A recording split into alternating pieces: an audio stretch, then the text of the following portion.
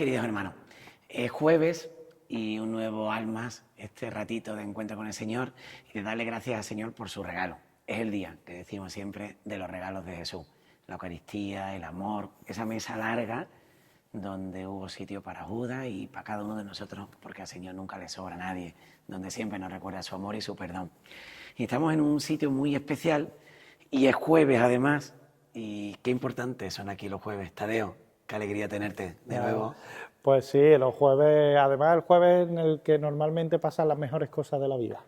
Fíjate, siempre, muchas veces nosotros incluso cuando hay algo que anunciar y algo, si es posible, esperamos a los jueves, porque, no sé, es el día obviamente nuestro, pero hay mucho cariño, hay incluso gente que solamente hace publicaciones de Instagram y eso, por supuesto, con la Virgen, los jueves.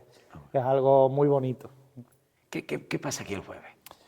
El jueves de los jueves. El jueves. El jueves de los jueves, ese jueves Porque que se escribe en es mayúscula. el que da sentido a todo, porque aunque digamos, Claro. hay 3 jueves en el año que relucen más que el sol, ¿no? Pero el jueves... Sí. El jueves, ese jueves que se escribe en mayúscula, hace diferenciarlo de los demás, en el que obviamente en el que todo el mundo tiene puesto el alma y la espiritualidad puesta en estos dos titulares que tenemos en la hermandad, esperando esa bendición. Qué bonito además que de que sean jueves también, el momento en el que a pesar de ese trance tan doloroso de la pasión del Señor, pues tiene un segundito para bendecirnos. En vez de estar pendiente al sufrimiento humano que pudiera tener de cargar con la cruz, sin embargo está pendiente a nosotros para bendecirlo, aunque sea esos segundos, ¿no? Y es algo bonito. Es lo que le pasó, ¿no? Cuando las mujeres de Jerusalén lloraban, o la Verónica se acerca, él enjuga rostro, él iba bendiciendo, ¿no? Y le dice, no lloréis por mí, llorad por vosotros y por vuestras familias, ¿no? Claro. ¿Cómo te bendice a ti el dulce Nazareno del Paso? Pues ¿Con qué te ha bendecido, Tadeo? me bendice con... ¿Tú que eres el albacea general de esta Me cofradía? bendice, pues bueno, a mí me bendice con mi familia, con mis amigos, con la gente que me rodea, que gracias a Dios son una bendición. Y en eso es lo que yo intento descubrir siempre a Dios, ¿no? Eso de ver a Dios en la cara del prójimo y demás, que creo que es algo bonito y fundamental. Y con eso, a partir de ahí, son los pilares fundamentales para que en la vida te vaya medio bien, al menos. Tú eres, Tadeo, eres un disfrutón de la vida, pero Se también intenta. porque eres alguien profundamente creyente. Yo creo que no se podría ser tan disfrutón de la vida cuando estás aquí en estos días de hermandad o todo el año, pero después cuando te escapas después en tu playa, en tu Tarifa, o en el Rocío, en nuestra marisma almonteña o en Sevilla. Yo pienso, y es mi teoría siempre, que no serías tan disfrutón si no fueras tan creyente. Bueno, porque la vida es un regalo de Dios, al fin y al cabo, y en ese regalo que te da Dios lo tienes que disfrutar, y tienes que disfrutarlo obviamente en toda esa faceta que tú has descrito perfectamente, ¿no? Con un duro día de trabajo aquí, quebradero de cabeza, solucionando cosas banales de la hermandad en el día a día, como que un candelabro no está derecho. También se disfruta en una tumbona en la playa mirando al sol, que al fin y al cabo la mente lo que está pensando es en los cultos del año siguiente, cómo lo vas a montar, ¿no? Y en ese regalo de Dios pues hay que disfrutarlo. Y como la vida es tan maravillosa y hay tantas opciones, pues bueno, hay que ir siempre catando todos los vinos hasta buscar ese vino bueno donde dices tú, aquí está Dios, y ahí es donde te agarras, ¿no? Fíjate que está en la hermandad donde cada año, ¿no? Y tú en un programa anterior de Almas nos lo has descrito tan bonito, el carisma de esta hermandad, es que el dulcísimo Jesús Nazareno sale a bendecir a su ciudad de Málaga, ¿no? ¿Tú no crees que sería más bonita la vida, ¿no? O habría más gente feliz en la vida si tuviéramos más conciencia de esas bendiciones de Jesús o si nos bendijéramos más? Seguro, seguro. Seguro que sería más bonita la vida si no tuviéramos esos problemas y esas historias en el fondo de envidias y de cosillas. Seguro que si fuéramos más limpios de corazón, la vida sería más bonita, inevitablemente. Inevitablemente, me parece como muy utópico ese deseo del Papa León de que no haya ataques desde aviones, ¿no? Aéreos, ataques aéreos en las guerras, que se evite eso. Ojalá pudieran prohibir las guerras, pero al fin y al cabo no solamente las guerras estas estratosféricas que nos están rodeando continuamente en la vida, que ya hemos vivido más situaciones súper desagradables, ¿no? Pero si estamos en la posibilidad de esas guerras pequeñas, de esas batallitas pequeñas, de enterrarlas, de no sacar el hacha de guerra, y a veces nos cuesta mucho trabajo hacer eso, ¿eh? Y es decir, si cada uno en esos detalles de la vida pusiéramos y cortáramos, seguramente toda nuestra atmósfera, todo lo que está a nuestro alrededor sería mucho más idílico, mucho más cómodo. Así que es un poco a lo que nos tenemos que dedicar, ¿no? A intentar de esas batallitas pequeñas hacerlas más accesibles o más amables y demás. Ahí Fíjate, Tadeo, ganaríamos mucho. qué bonita sería siempre una hermandad, ¿no? Y en nuestro proyecto, que quien a lo mejor no encuentra cariño en algún sitio, por cómo es, por cómo siente, o por algún fracaso, por alguna herida, aquí se sintiera querido, ¿no?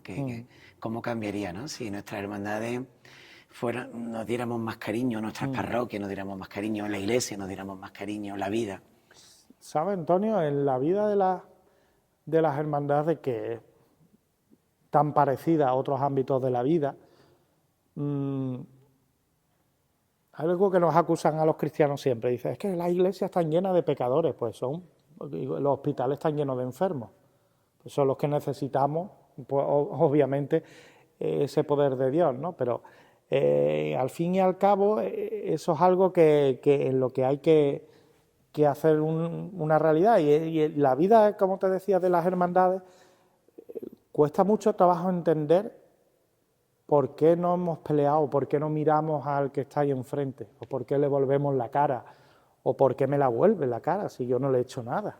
Si yo, personas que han tenido un trato íntimo contigo durante mucho tiempo, que por una razón tan tonta dejan de hablarte, dejan de saludarte, y eso ocurre en el día a día de las cofradías.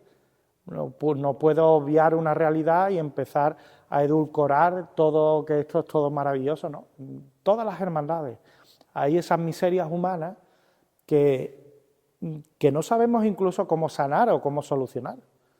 A mí personalmente me ocurre, como hay gente que por algo que digo, realmente por esta razón tú ya no me hablas, o a veces obviamente uno pone algún motivo para que eso ocurra y nos cuesta trabajo pedir perdón, pedir disculpas o simplemente acercarte al hermano y decir, oye, que yo no tengo ningún problema contigo, ¿cuál es el problema que tú tienes conmigo? ¿He hecho algo grave que te ha ofendido? Ese diálogo nos cuesta mucho trabajo llevarlo a cabo y eso facilitaría mucho más la vida, ¿no? ¿Quién crees tú que en una hermandad es el más importante? Y te lo pregunto porque yo siempre digo que en una parroquia el más importante es el que coge, recoge y las escoba. Tú que has sido un monaguillo desde niño como yo, que ni nos acordamos quizás de la primera vez que salimos en altar, casi que empezando a andar. Y tú y yo hemos visto lo importante que es el día a día, ¿no? Cuando se cierran las puertas, el que queda para recoger. Yo siempre digo, el más importante es el que coge recogedor, la escoba. Porque a mí me encanta, en mi parroquia, siempre decir el ejemplo de una señora que me dijo, mira, yo no sé hacer más nada, nada más que fregar y nada más que limpiar. Y digo, uy, pues eso es una maravilla, porque para eso no hay muchos voluntarios. ¿Quién es el más, en esta hermandad y en esta chicofradía del Paso y la Esperanza, quién es el más importante? ¿O quiénes crees tú que ponen esa cosita especial? Pues mira, lo tengo clarísimo. Y los niños, la juventud, la infancia es lo más importante dentro de la hermandad. Primero, porque obviamente es el futuro, es ese pulmón que siempre va a estar ahí alimentando el día de mañana y hace que esto pueda tener una continuidad, que tu trabajo en el día a día tenga una continuidad. Y además es tan inocente y tan ideal lo que ellos viven, que es como deberíamos de ser los adultos. Los adultos en eso deberíamos de aprender de los niños. Fíjate que todos hemos sido niños, pero todo se nos olvida, todo eso, todo lo que, esa inocencia, esa cercanía. Nosotros tenemos un día muy bonito, que tienes que venir un año, que es un día que hacemos de convivencia infantil dentro de la hermandad, siempre en Cuaresma. Un sábado, el segundo, el tercer sábado de Cuaresma, normalmente por la mañana hay una convivencia infantil. Y además la hacemos abierta a, por supuesto, todos los hermanos pequeños de la hermandad, pero a cualquier persona, aunque no sea hermana, de otras cofradías y demás, que quieran venir ese día. No se le pide el carné de tú eres hermano o no eres hermano, sino abierto a todo el mundo. Bueno, se apunta más de 300 niños. Aquí todo a lo grande, ¿no? Todo, sí, donde ahí se hacen con los maestros, los profesores, pues se hace un estudio un poco conocen la banda de música, la banda de corneta, conocen cómo se limpia una albacería, cómo se limpia una bocina, un tal cual, conocen los tronos de cerca, cómo suenan las campanas y demás, y obviamente hay un taller de oración que es fundamental. Ese taller de oración donde tienen ese contacto también con Dios, no solamente nos vamos a dedicar a las cosas meramente cofrades, sino obviamente el centro, teniendo a Cristo y a la Virgen como... Y hacemos también una pequeña procesión infantil con una réplica de las imágenes que tenemos a tamaño menor. Y bueno, y esta es la ilusión de los niños, pero yo te aseguro de que es de los días más especiales para las personas que estamos trabajando en el día a día de la hermandad, y lo disfrutamos tanto más que los niños, precisamente por esa inocencia que tanto nos hace falta a los adultos. ¿Hay que tener alma de niño para entender la Semana Santa? Sí, hay que ser muy Peter Pan. El espíritu aunque el síndrome de Peter Pan, que es muy negativo para algunas cosas, hay que ser como niños para entrar en el reino de los cielos. Lo pone de condición. Exactamente, es fundamental. Esa inocencia, y es lo que tenemos que intentar buscar, esa inocencia, esa simpleza de la vida, cuando a veces nos complicamos por cosas que realmente no tienen importancia ninguna. Sin embargo, la llevamos al extremo de que parece que son delitos de sangre algunos, ¿no? Y dice, ¿de verdad que esto es el problema? Y en esos niños está esa bondad, y eso es la parte más fundamental de una hermandad. Y es por los que hay que trabajar y desvivirse y estar pendiente a ellos.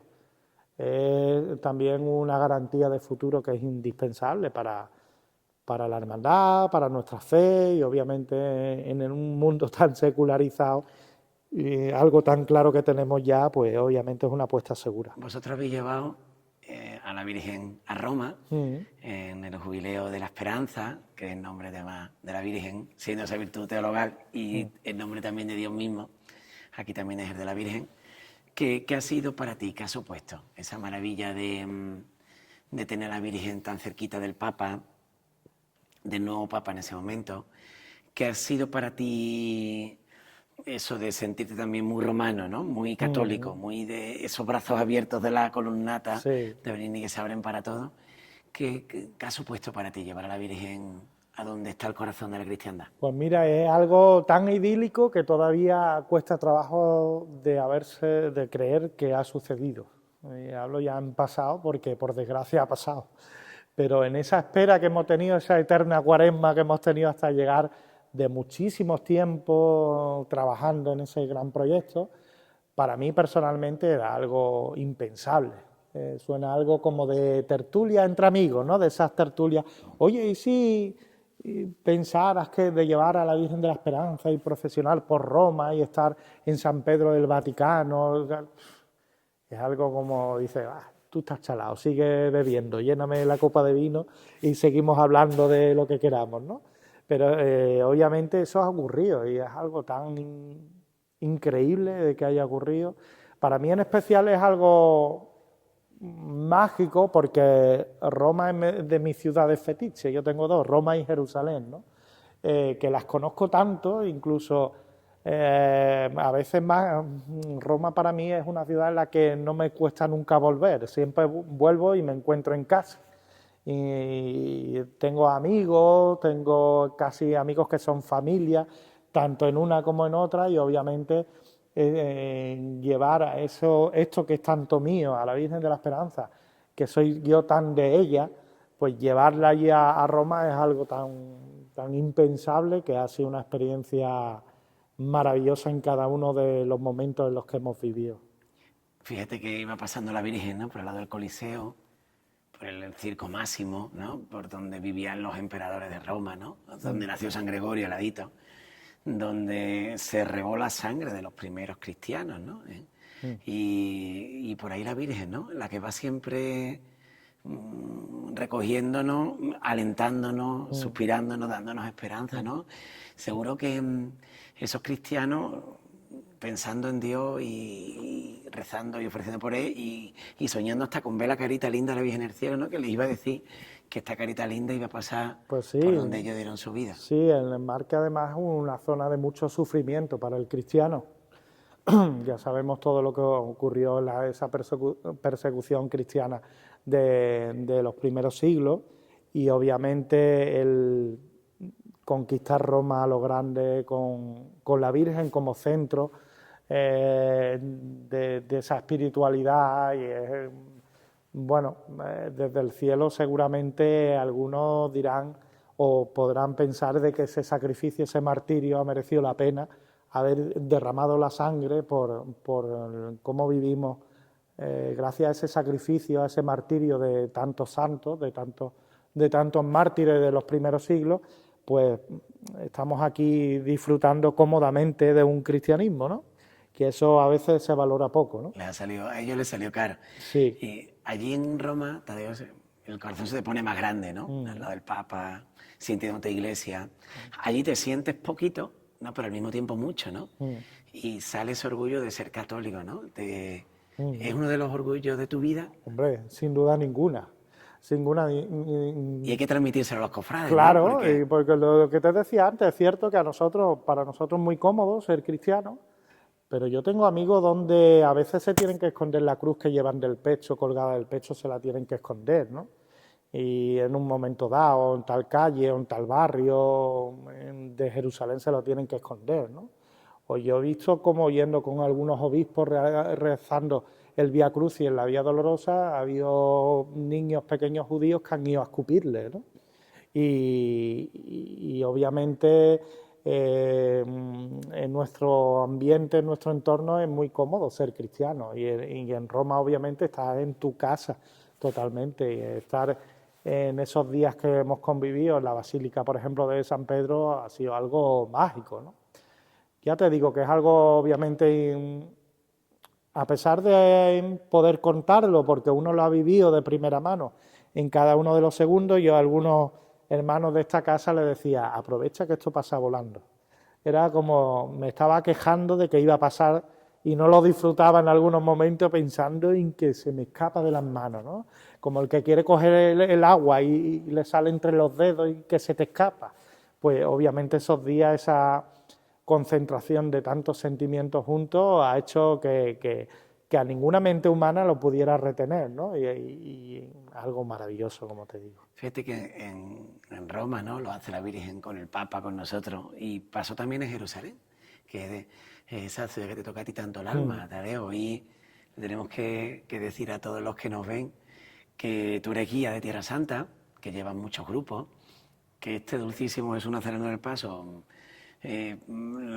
tú lo preparas para salir por las calles, pero después tú vas a sus calles de Jerusalén para olerlo, ¿no? Tú que hueles aquí a Romero, después tú que hueles en Jerusalén, por esas calles distintas, pero en el fondo las mismas, claro, por las que caminó Jesús, pues mira, el Nazareno. Esta mañana estaba en una charla distendida con alumnos de la Fundación de Enseñanza Santa María de la Victoria, las escuelas que tiene la diócesis de Málaga por toda la provincia. Concretamente estaba aquí en un colegio y le estaba hablando de Jerusalén, porque quizá la gente a día de hoy no se da cuenta que realmente que lo que proclamamos, lo que leemos en el Evangelio, las historias que nos cuenta, es una realidad que ha ocurrido.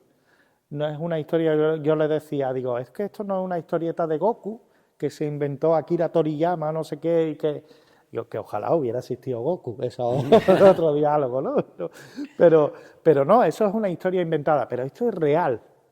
Y el estar allí, el localizar el peregrino, el primer impacto que se lleva es el saber que los lugares existen, no existieron, sino que existen. Las localizaciones geográficas de la pasión, muerte y resurrección y de la vida de Cristo y de la vida, por supuesto, del Antiguo Testamento en cada una de las ciudades y los detalles son lugares que realmente existen, que tú estás pisando en muchas de las zonas los lugares concretos donde han ocurrido todos esos pasajes tan importantes del Evangelio y que tenemos tan frescos en la memoria.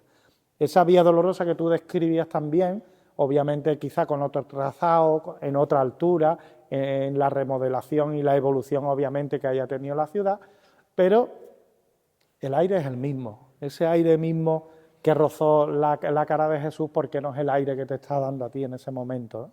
O a la Virgen María, qué bonitos son el caos de la ciudad vieja de Jerusalén, con su zoco, el mercadillo, de cada uno a lo suyo, el que viene con la basura y tú rezando el Vía Crucis, en ese ambiente es algo mágico y maravilloso, impactante, el saber que el sepulcro dónde está y por qué es ahí, no allí más al fondo, y los lugares tan concretos, estar en el huerto de los olivos, ¿no?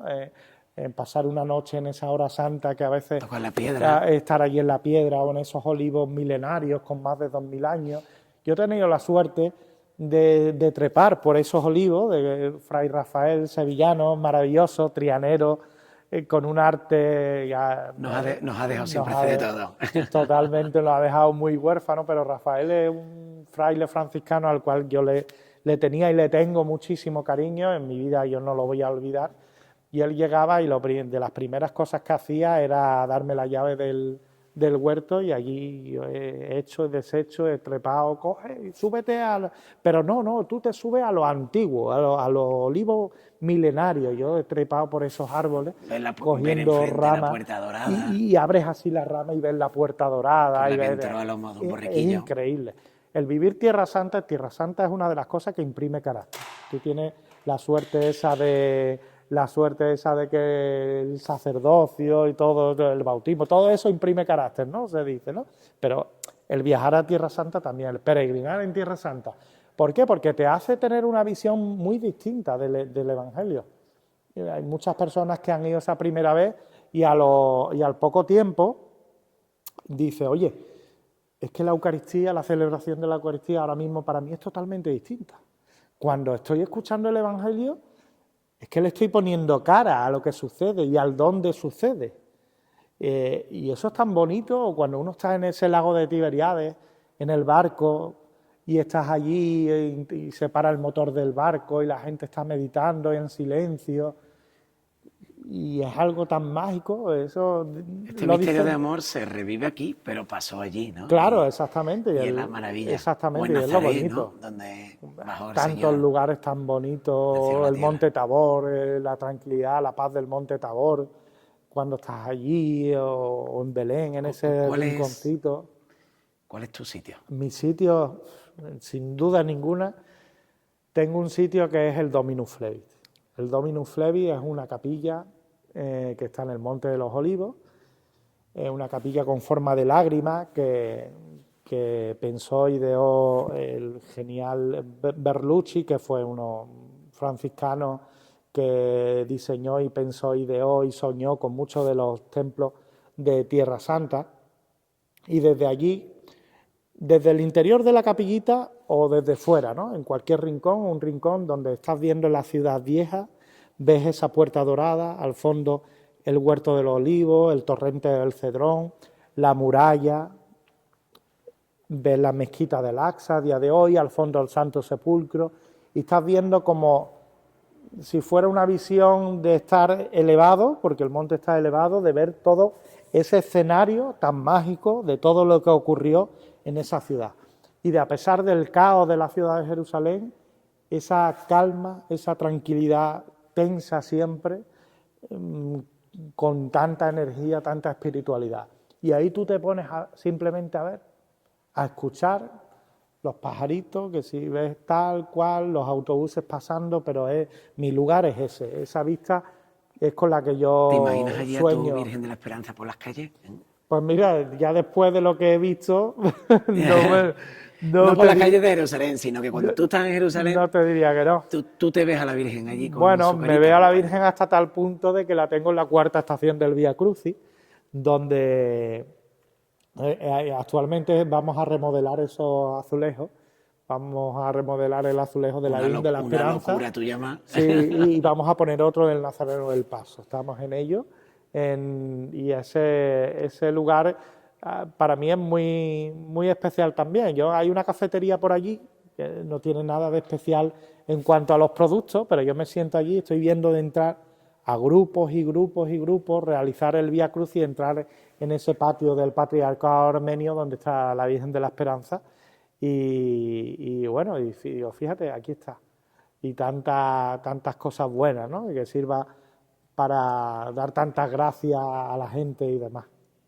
En nuestra última pregunta, Tadeo, así muy cortito, fíjate que esta maravilla que va a pasar el Jueves Santo en Málaga, nuestros hermanos están allí sufriendo y pasándolo mal ahora mismo, ¿no? Va a ser una Semana Santa muy complicada. No más que la primera, pero complicada, ¿no? Sí. No va a haber procesiones allí siquiera el domingo de Ramos. ¿Qué le dirías en tan poquito, pero para que aquí nos demos cuenta de lo importante que son nuestros hermanos cristianos de allí, que además son los únicos que creen que no les sobran ni musulmanes ni judíos, son a los únicos a los que no les sobra allí a nadie, porque el problema es que a judíos y musulmanes les sobran siempre los otros, pero Claro. los cristianos, eso de tener a Dios verdadero en el corazón, son los que siempre tienen el corazón abierto. ¿Qué los vas a llevar en tu recuerdo? Por supuesto, los amigos estamos siempre hablando de la situación o cómo viven o cómo están sobreviviendo. Muchos de ellos se han tenido que marchar de allí, de Tierra Santa, de Belén, cada vez menos amigos cristianos que quedan por allí. Pero fíjate, hay algo tan grande, tan mágico que hace que aunque no puedan estar en la calle, habrá Semana Santa. Pasa como la del año 21, ¿no? Que vivimos por la pandemia y demás. Decíamos, bueno, no hay procesiones, pero hay Semana Santa. Siempre. Porque la Semana Santa es algo que está por encima de nosotros, aunque tengamos que estar en nuestra casa confinados como vivimos la del 21, pues hay Semana Santa, claro. Eso que sí. sigue pasando. Es que es algo que está por encima de, gracias a Dios, de la decisión de los hombres. La pasión, la muerte y la resurrección va a seguir ocurriendo sí o sí.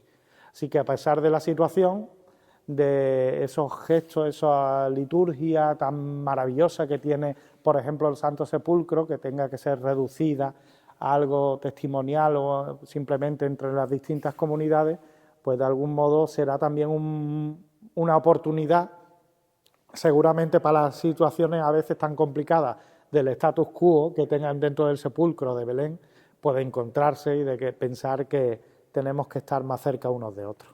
Pues gracias, Tadeo, Nada, porque esto que revivimos aquí pasó allí y tú lo vas a tener en el corazón. Gracias por abrir las puertas de esta casa tan maravillosa, del Señor del Paso y de la Virgen de la Esperanza, esta Virgen a la que tanto quiere Málaga y a la que tanto Málaga le reza. Pues gracias por recibirnos, Nada, que Dios te lo gracias pague. a vosotros. Ya sabes el cariño que te tengo. Nada. Y él quería que lo compartieran. Nada. Pues damos la bendición y le pedimos al Señor que, como el Nazareno del Paso, cada Jueves Santo, pues llega a vosotros siempre su bendición, que Dios siempre tiene cosas bonitas para decirnos, para contarnos y para animarnos. Es su Pascua y esta es la nuestra. El Señor esté con vosotros Con tu espíritu. y la bendición de Dios Todopoderoso, Padre, Hijo y Espíritu Santo, descienda sobre vosotros y os acompañe siempre. Amén. Hasta el jueves que viene, si Dios quiere.